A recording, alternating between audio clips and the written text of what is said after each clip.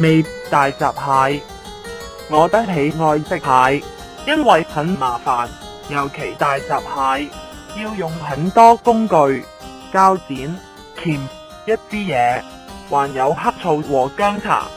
我極討厭黑醋的氣味，也整不順薑茶的味道。